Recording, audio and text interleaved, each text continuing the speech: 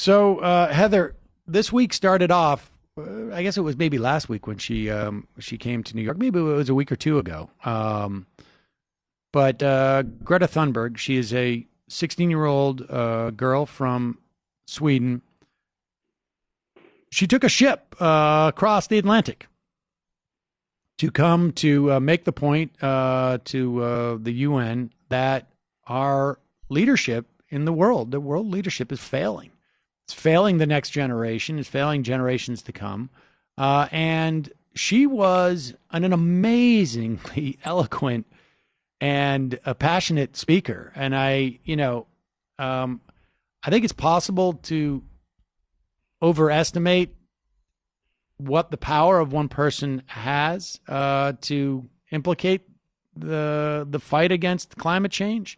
But it's also, there's not, it's going to take a series of people like this before we start to, see stuff. And obviously the climate events themselves also have probably much more of an impact. But this is important, and I think it is possible to underestimate how important it is to young people in particular.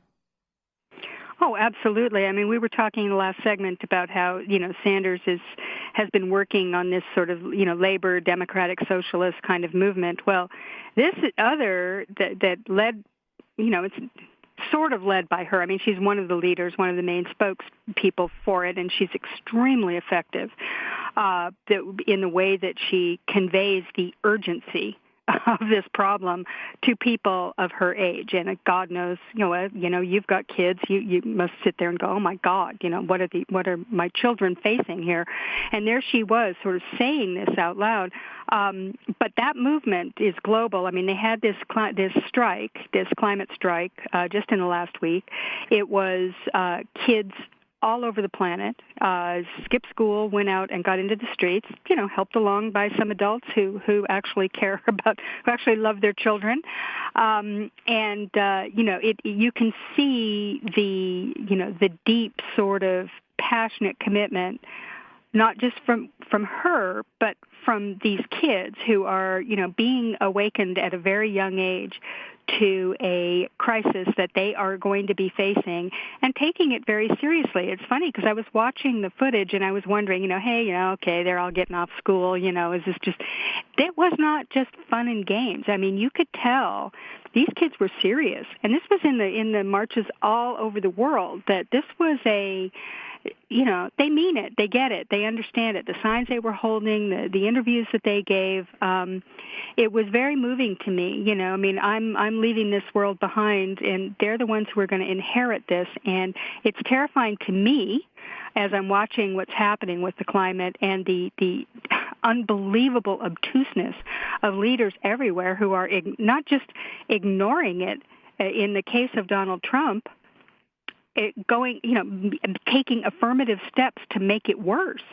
I can hardly believe that's happening in the face of this crisis. So, I think that this was a very meaningful moment. I mean, she is a symbol, and she's also, a spokesperson in her own right. But this idea of a 16-year-old girl from Sweden one day deciding not to go to school and holding up a sign outside her school saying, I'm on strike, because of the inaction on climate change, and then turning this into what is growing into a global movement.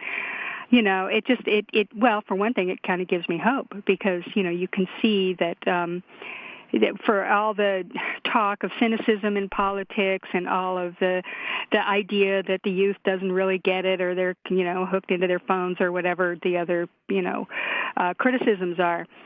This shows that actually isn't true, and if they can find a way to make people move, to make leaders move on this, and I think maybe they can.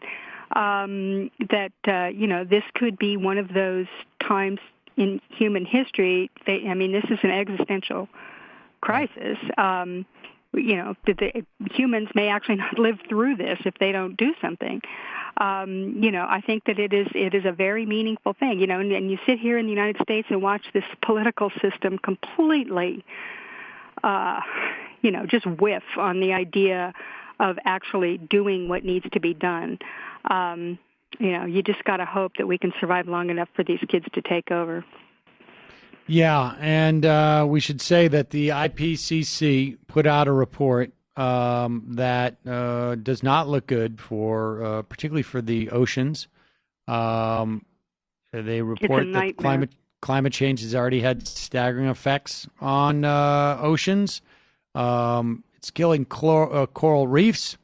It is obviously sort of empowering these superstorms.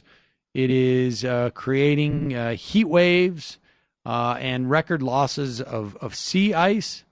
We're seeing, it's already here. It's just that it's a little bit, it's gonna. And I think people are starting to get the idea of, like, when they start to see these events, that it is, it's impossible maybe to attribute a specific event to climate change, but the totality, people are starting to, I think, become aware of it. Whether it's extreme floods, these so-called 100-year floods that we're now seeing like multiple times in a decade. These are major problems. And it's scary because it's not hard to think that maybe we're just not going to see any activity by governments around the world until there is more, like, just more death, more pressure on the governments, whether it's refugees or whatnot. It's scary. It's terrifying, Sam. And the fact is, of course, we're already seeing this. We're seeing the part of the migrant crisis, not so much here, Yep. but although that has been part of it, but around the world. Well, apparently massive migrations. We heard reporting, I think it was in the past week or two, that Trump's own Custom and Border Patrol put out a report that many of the migrants we're seeing from Guatemala are a function of climate change, and they suppressed it for a year. And it just, sort of leaked out. So this is the type of stuff that we're doing. It implicates every single issue that we deal with.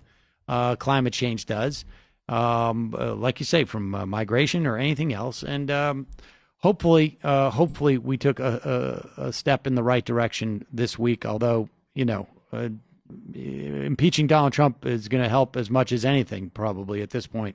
Heather, we'll talk more next week. I imagine we're going to have a lot more impeachment to talk about. As always, I appreciate it.